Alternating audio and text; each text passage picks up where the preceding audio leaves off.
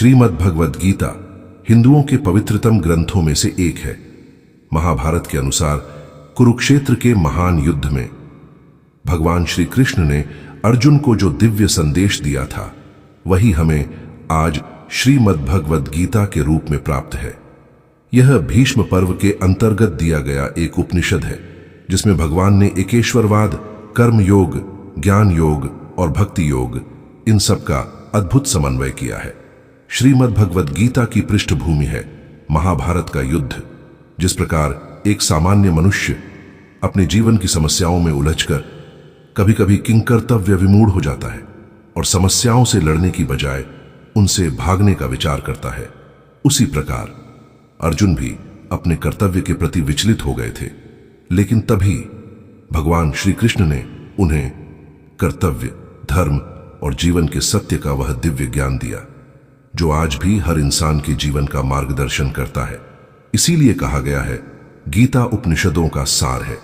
रणभूमि में अर्जुन को दिया गया ज्ञान हम सबके लिए जीवन का सबसे बड़ा प्रकाश बन गया है।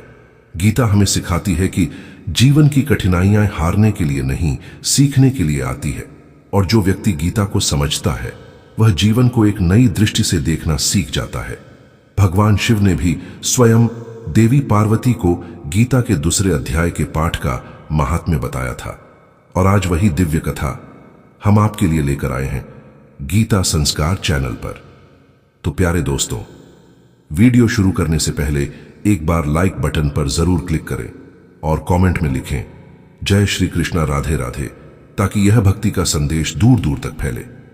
अगर आप हमारे चैनल पर नए हैं तो गीता संस्कार चैनल को सब्सक्राइब करें और बेल आइकॉन दबाना न भूलें, ताकि हर नए वीडियो का दिव्य संदेश सबसे पहले आपको मिले।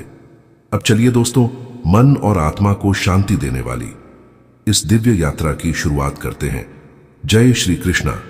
श्री भगवान कहते हैं, प्रिय, अब दूसरे अध्याय के महात्म्य बतलाता हूं। दक्षिण दिशा में वेदता ब्राह्मणों के पुरंदरपुर नामक नगर में देव शर्मा नामक एक विद्वान ब्राह्मण रहता था।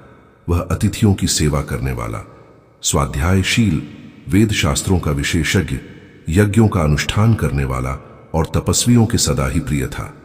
उसने उत्तम द्रव्यों के द्वारा अग्नि में हवन करके दीर्घ काल तक देवताओं को तृप्त किया, किंतु उस धर्मात्मा ब्राह्मण को कभी सदा रहने वाली शांति नहीं मिली। वे परम कल्याणमय तत्व का ज्ञान प्राप्त करने की इच्छा से प्रतिदिन प्रचुर सामग्रियों के द्वारा सत्य संकल्प वाले तपस्वियों की सेवा करने लगा। एक दिन इस प्रकार शुभ आचरण करते हुए उसके समक्ष एक त्यागी संत प्रकट हुए। वे पूर्ण अनुभवी, शांत चित्त थे। निरंतर परमात्मा के चिंतन में संलग्न होकर वे सदा आनंद विभोर रहते थे। उन नित्य संतुष्ट तपस्वी संत को शुद्ध भाव से प्रणाम करके देव शर्मा ने पूछा, महात्मन, मुझे सदा रहने वाली शांति कैसे प्राप्त होगी? तब उन आत्मज्ञानी संत ने कहा, ब्राह्मण, 100 ग्राम का निवासी मित्रवान, जो बकरियों का चरवाहा है, वही तुम्हें उपदेश देगा। यह सुनकर देव शर्मा ने महात्मा के चरणों की वंदना की और 100 ग्राम के लिए चल दिया। समृद्धशाली 100 ग्राम में पहुंचकर उसने उत्तर भाग में एक विशाल वन देखा। उसी वन में नदी के किनारे एक शिला पर मित्रवान बैठा था। उसके नेत्र आनंद से निश्चल हो रहे थे। वह अपलक दृष्टि से देख रहा था। वह स्थान आपस का स्वाभाविक वैर छोड़कर एकत्रित हुए परस्पर विरोधी जंतुओं से घिरा था, जहां उद्यान में मंद मंद वायु चल रही थी। मृगों के झुंड शांत भाव से बैठे थे और मित्रवान दया से भरी हुई आनंद विभोर दृष्टि से पृथ्वी पर मानो अमृत छिड़क रहा था। इस रूप में उसे देखकर देव शर्मा का मन प्रसन्न हो गया। वे उत्सुक होकर बड़ी विनय के साथ मित्रवान के पास गया। मित्रवान ने भी अपने मस्तक को झुकाकर देव शर्मा का सत्कार किया। तदनंतर विद्वान ब्राह्मण देव शर्मा अनन्य चित्त से मित्रवान के समीप गया, और जब उसके ध्यान का समय समाप्त हो गया, तब देव शर्मा ने पूछा, महाभाग, मैं आत्मा का ज्ञान प्राप्त करना चाहता हूं। मेरे इस मनोरथ की पूर्ति के लिए मुझे किसी उपाय का उपदेश कीजिए, जिसके द्वारा परम सिद्धि की प्राप्ति हो सके।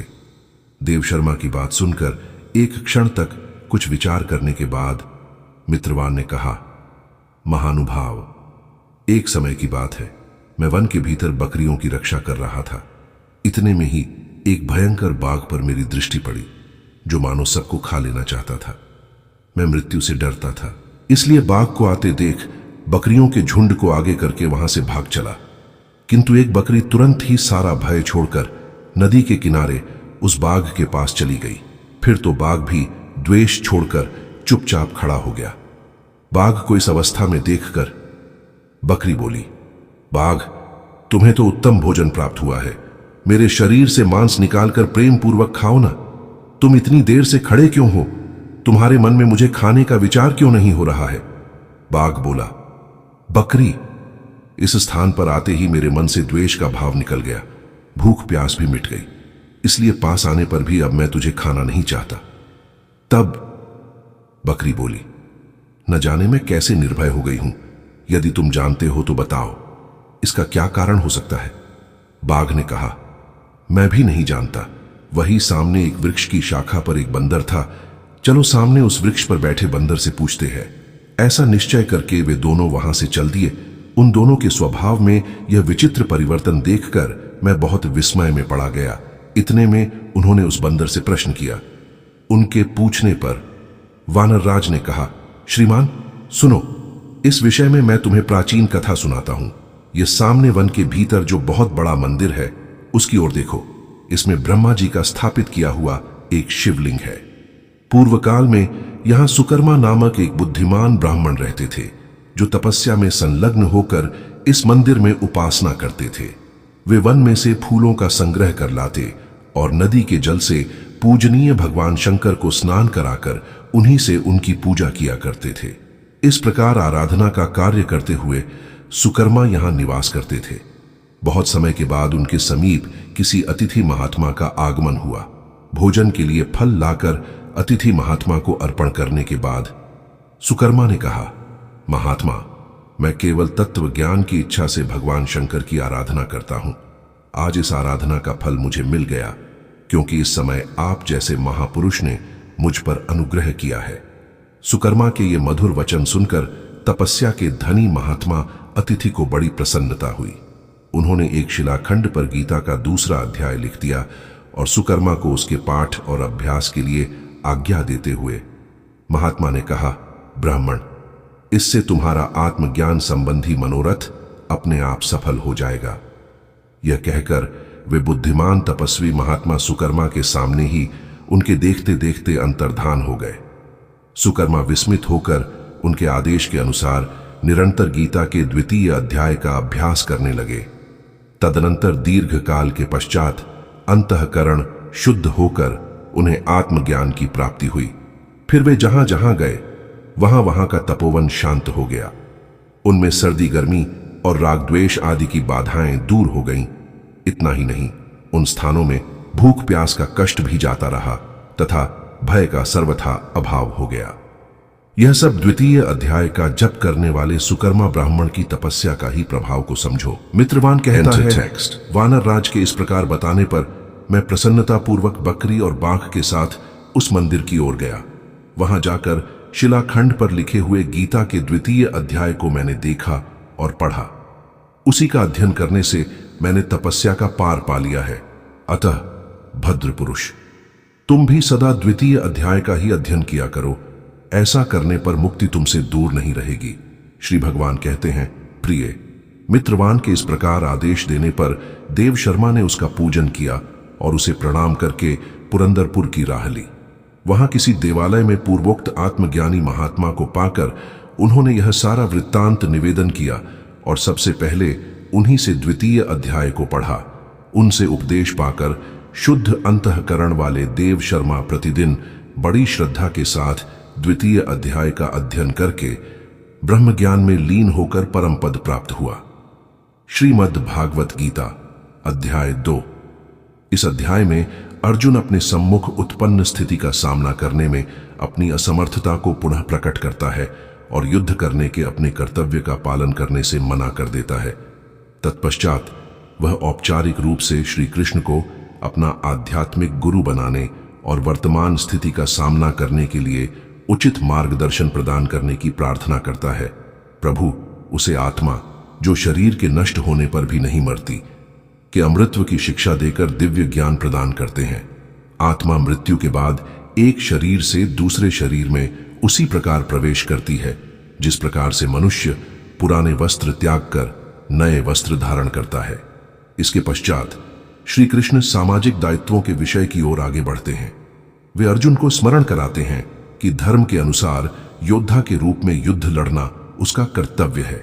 वे स्पष्ट करते हैं कि किसी के द्वारा अपने नैतिक कर्तव्यों का पालन करना पुण्य का कार्य है जो स्वर्ग जाने का द्वार खोलता है, किंतु कर्तव्यों से विमुख होने से केवल तिरस्कार और अपयश प्राप्त होगा।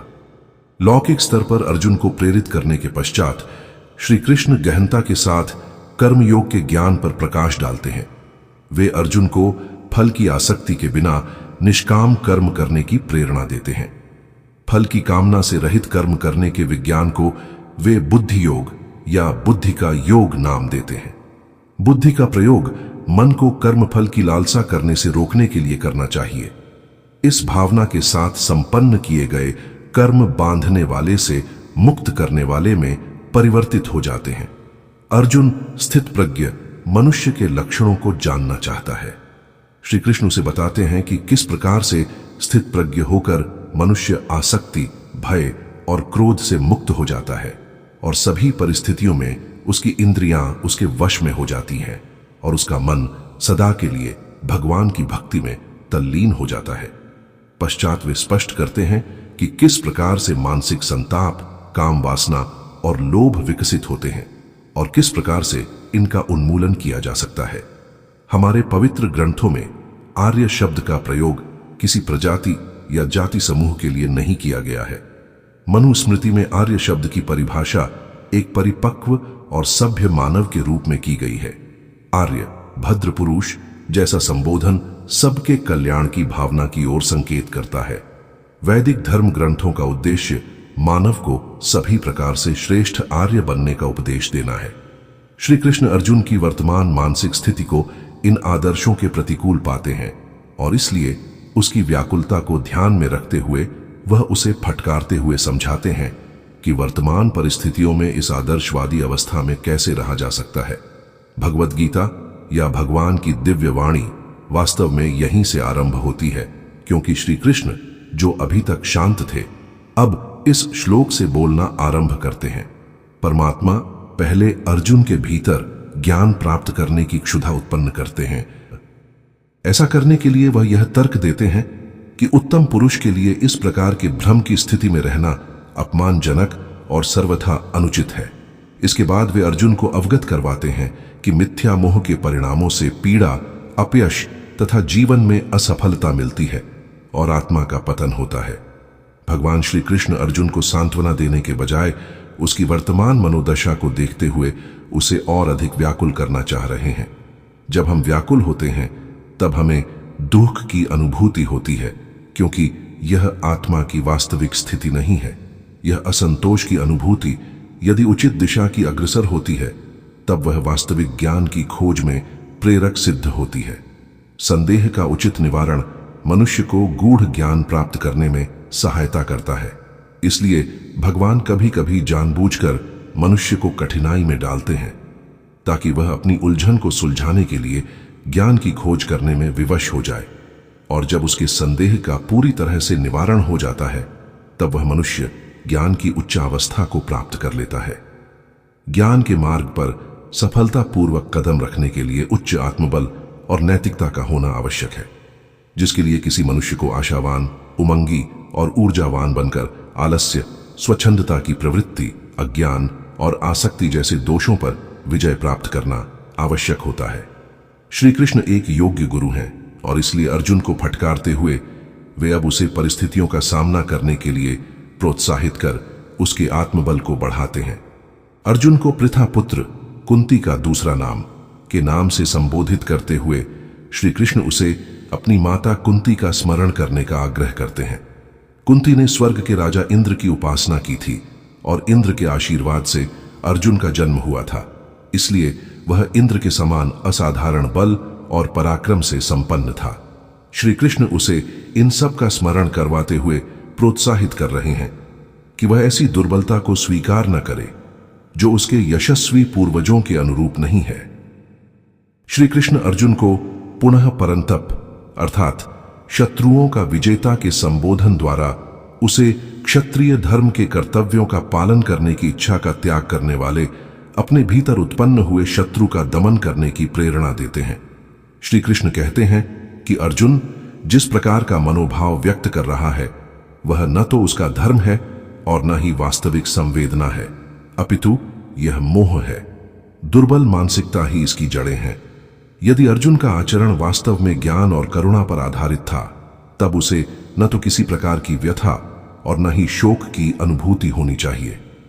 श्री कृष्ण के युद्ध करने के आह्वान की प्रतिक्रिया में अर्जुन अपनी व्यग्रता प्रदर्शित करते हुए कहता है कि भीष्म और द्रोण मेरे लिए आदरणीय और आराध्य हैं।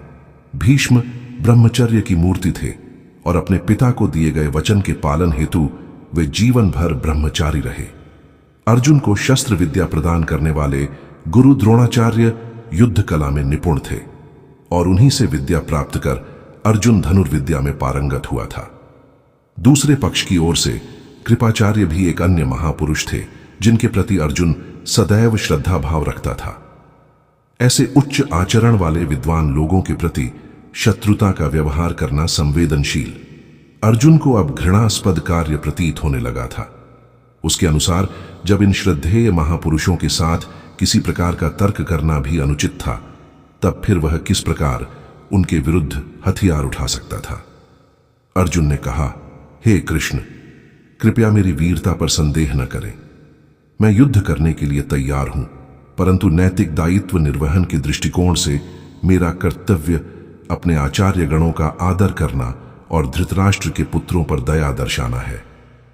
यह कहना तर्क संगत होगा कि अर्जुन को सम्मान पूर्वक जीवन निर्वाह के लिए साम्राज्य प्राप्त करने हेतु युद्ध करना चाहिए, किंतु अर्जुन यहां इन तर्कों का खंडन करता है।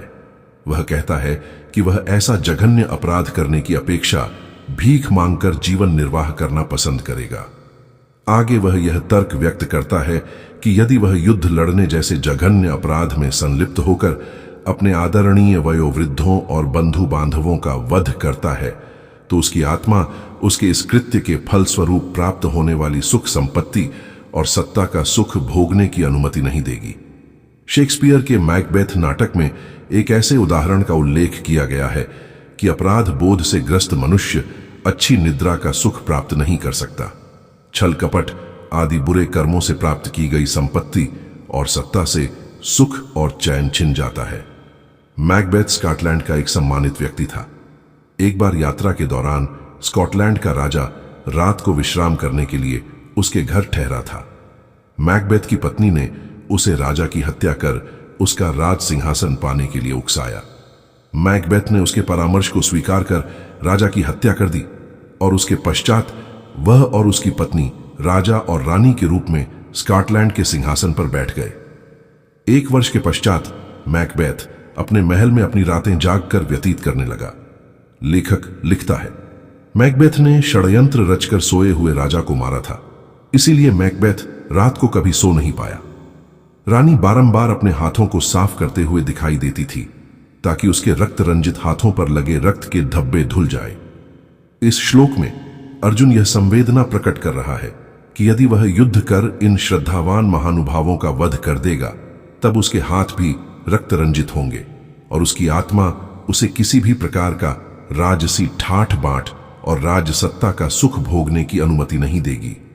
जब किसी महत्वपूर्ण कार्य पर विचार किया जाता है तब मनुष्य उसके कई प्रकार के परिणामों पर विचार करता है। अर्जुन भी इस विवाद में पड़ जाता है कि कौरवों को पराजित करना उचित है या उनके हाथों पराजित होना। अर्जुन को दोनों विकल्पों में पराजय दिखाई देती है, क्योंकि युद्ध में कौरवों का वध करके यदि उसे विजय प्राप्त होती है तब भी उसकी आगे जीवित रहने की इच्छा नहीं होगी। यद्यपि भीष्म, द्रोणाचार्य और कृपाचार्य आदि अधर्मी कौरवों का पक्ष लेकर वास्तव में अधर्म का कार्य कर रहे थे। इन लोगों के लिए प्रयुक्त अर्थकाम शब्द, जिसका अर्थ संपत्ति और पद प्रतिष्ठा का लोभ होना है, इन पर चरितार्थ होता है, क्योंकि इन्होंने दुष्चरित्र दुर्योधन का पक्ष लिया था, इसलिए युद्ध में इनका वध करना ही न्याय था। वास्तव में युद्ध के पश्चात भीष्म पितामह ने स्वयं यह स्वीकार किया था कि यदि कोई आचार्य अधर्म का कार्य करता है तब उसका त्याग करना उचित है। यहां भीष्म पितामह के संबंध में उल्लेख करना विशेष रूप से आवश्यक है। श्रीमद् भागवत श्लोक 9, 22, 19 के अनुसार वह श्री कृष्ण के परम भक्त थे। उनका अपनी इंद्रियों पर पूर्ण संयम था और वे उदारता व शौर्य की मूर्ति थे। वह सदा सत्य बोलने वाले महापुरुष के रूप में भी जाने जाते थे, क्योंकि उन्होंने जीवन में सदैव सत्य बोलने की प्रतिज्ञा ली थी। उन्हें इच्छा मृत्यु का वरदान प्राप्त था, यहां तक कि वे अपनी मृत्यु का समय भी अपनी इच्छा के अनुरूप निश्चित कर सकते थे। इन सभी विविध विशिष्टताओं के कारण श्रीमद् भागवतम में उनकी गणना 12 महापुरुषों या महाजनों में की गई है। धर्म के मर्म को जानने वाले विद्वानों के नाम इस प्रकार हैं। सबसे पहले जन्मे ब्रह्मा, नारद मुनि, भगवान शिव, चारों कुमार, भगवान कपिल, देवहूति के पुत्र, स्वयंभुव मनु, महाराज प्रहलाद, महाराज जनक, भीष्म पितामह, महाराज बलि, शुकदेव मुनि और वेदव्यास। इस प्रकार भीष्म एक विशुद्ध आत्मा थे जो कभी भी धर्म के विरुद्ध कार्य नहीं करते थे। उनका समग्र जीवन सांसारिकता विषयों से परे था। यद्यपि वे कौरवों के पक्ष की ओर से युद्ध लड़ रहे थे, फिर भी उन्होंने युधिष्ठिर को युद्ध आरंभ होने से पूर्व कहा था कि मैं अधर्म का साथ देने के लिए बाध्य हूं, किंतु मैं तुम्हें वरदान देता हूं कि तुम युद्ध में विजय प्राप्त करोगे। भीष्म जानते थे कि धर्म का पालन करने वाले पांडव जिनके पक्ष में भगवान श्री कृष्ण थे कभी पराजित नहीं हो सकते। अधर्म का पक्ष लेते हुए भी वे यह दर्शाना चाहते थे कि स्वर्ग और पृथ्वी की बड़ी से बड़ी शक्तियां भी मिलकर पांडवों पर विजय प्राप्त नहीं कर सकती। इसलिए उन्होंने भगवान श्री कृष्ण की लीलाओं में सहयोग प्रदान करने के प्रयोजनार्थ अपने प्राण न्योछावर कर दिए। कौरवों के पक्ष में युद्ध करने के पश्चात भीष्म की उनके प्रति पूर्ण समर्पण की भावना से श्री कृष्ण भलीभांति परिचित थे। इसी कारण उन्होंने भीष्म के वचन का सम्मान रखने के लिए अपना वचन भंग किया था। भीष्म ने युद्ध के दौरान एक निश्चित दिन यह संकल्प लिया था कि वह अगले दिन सूर्य अस्त होने से पूर्व या तो पांडवों के महापराक्रमी योद्धा अर्जुन का वध करेंगे या श्री कृष्ण को महाभारत के युद्ध में शस्त्र न उठाने के अपने वचन को भंग करने पर विवश कर देंगे। कवि संत सूरदास ने भीष्म के वचन का वर्णन इस प्रकार से किया है।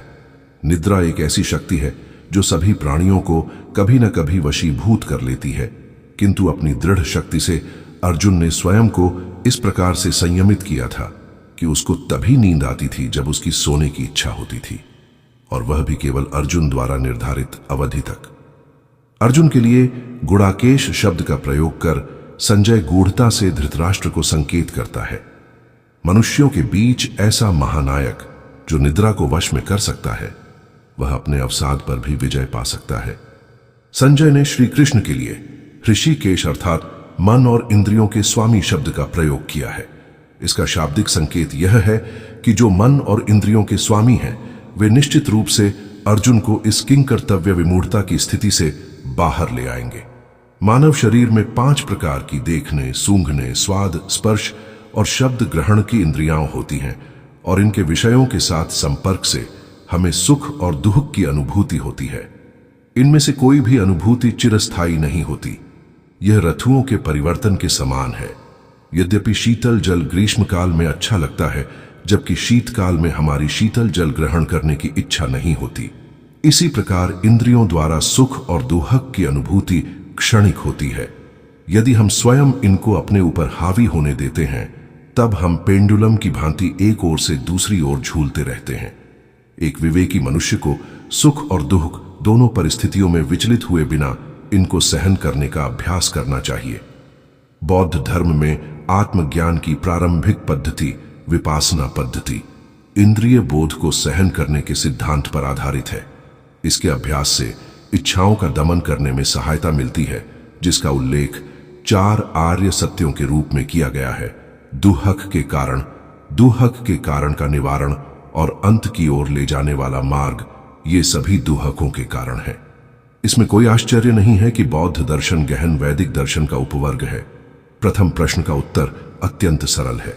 भगवान अनंत सुखों के महासागर हैं और हम आत्माएं उनका अणु अंश हैं, जिसका मुख्य अर्थ यह है कि हम उस अनंत सुख सागर के अणु अंश हैं।